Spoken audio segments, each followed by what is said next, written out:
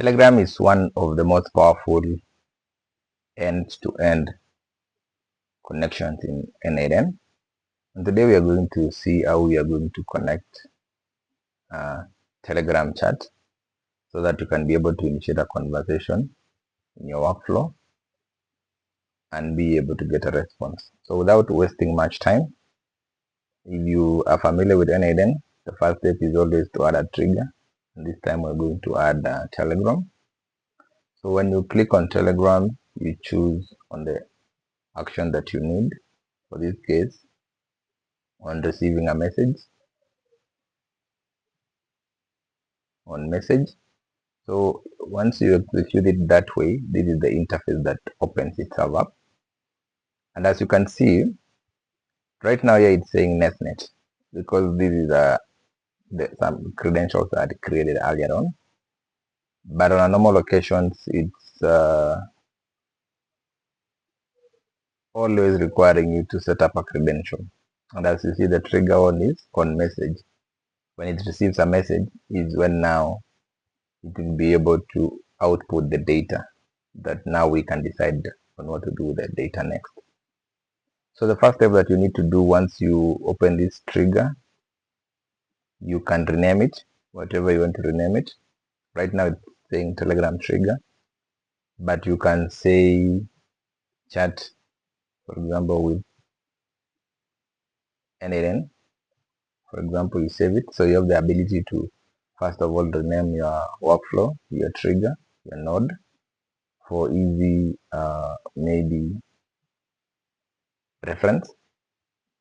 So once you've done that, you need to create your credentials. So you normally click on this, create credential to connect with. So you click on create new credentials. When you click on it this way, you see basically what you will require. You are going to require an access token. Because you see the base URL is auto-populated by Telegram. So, and again, before you proceed, you can rename your credentials so that if you are going to reuse it multiple times. So we can say this is N8N test, so that every other time you do not have to necessarily go back to inputting new credentials. I'm going to teach you how to do a global setup for your access token. So once you do that, you see now it requires an access token. This is something that you need to get. So basically there are two options that you can pursue to get it if you're new. First of all, you can open the docs. If you open the docs, this is the procedure. You can read through it of getting the access token. Or rather, you can click on the you can ask the AI, the N8N AI, and it will understand the point that you are. So it will give you the response based on what you're supposed to do. For this case, as you can see, it's saying if we follow the instructions from N8N AI, we are supposed to create a Telegram account if you don't have one, and then you start a chat with what we call the bot father on Telegram. Once you initiate that chat with the bot father, you need to go to /newbot. From there, once you are going to do that, you'll realize that the prompt will just be easy and you'll be able to get your access token. So without wasting much time, I would want us to go maybe to a Telegram.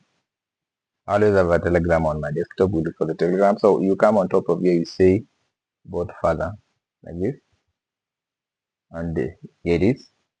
So once you are here, you just initiate, you say /new. When you just say even slash, it will show you a lot of endpoints. For this case, you're going to create new, and it will tell you, all right, a new port. How are we going to call it? So please choose a name for your bot. So you can say N8N. Let's just call it N8N test with double E, because to avoid a situation whereby once you want to commit it, we will be told that the name has already been taken. So when we commit, good. So it tells us good. Now let's choose a username for your bot. It must end with the word bot. So you are given an example here. For example, the trees bot. For our case, let's say Kenya, Nairobi, Kenya, Nairobi bot. That's something that you're sure that, sorry, the username must end with bot or not. So I wrote not, supposed to be bot, my bad. So it's Kenya, Nairobi, bot, like that. And this is the message that you get done. Congratulations on your new bot. You will find me at t.me/Kenyan bot, Kenya Nairobi bot. What we are interested here is that you remember we were looking for what we call an access token. So this is the token. So basically you copy the token.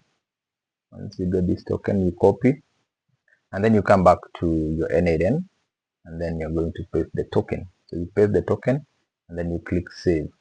So what it does, it authenticates and ensures that if it shows you a green output like this connection tested successfully, then you know that you're good to go. So you exit by clicking this X, and that is it. So when you go back here, you realize that we now have this first node. So if you want to test this node, you want to chat, you'll go back to bot further.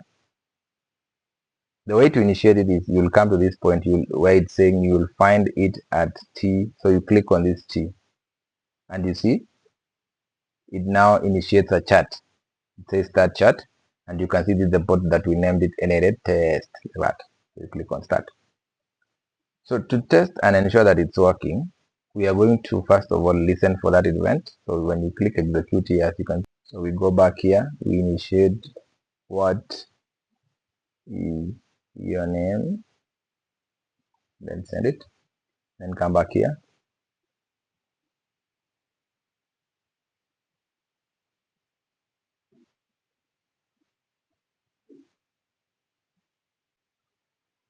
Execute the workflow, and you can see now we are getting the information, that is the chat ID, and then the name of the user, that is me,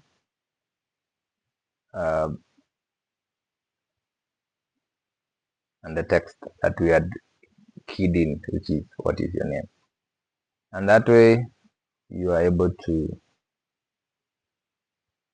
connect N8N to a Telegram chat trigger.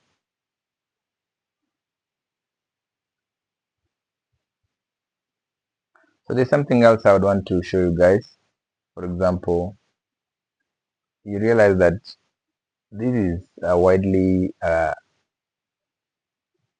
available bot, and you want to restrict it to ensure that the only chats that are allowed come from your ID. You would maybe introduce an if node, for example, and say if, for example, this ID, which is a number, is equals to this number, for example, is equals to this number.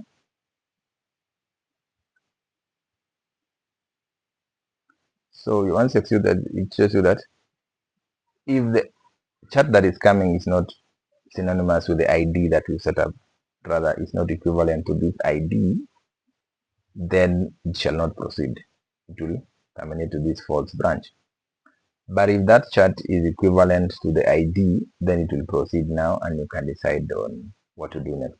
So this node is actually something that can be used to act as a guardrail to ensure that maybe you're not receiving chats from anonymous users if you've not permitted them. So it's some form of a guardrail and restricting mechanism. So that, thank you. If you like this content, I invite you to subscribe so that we can be able to produce more.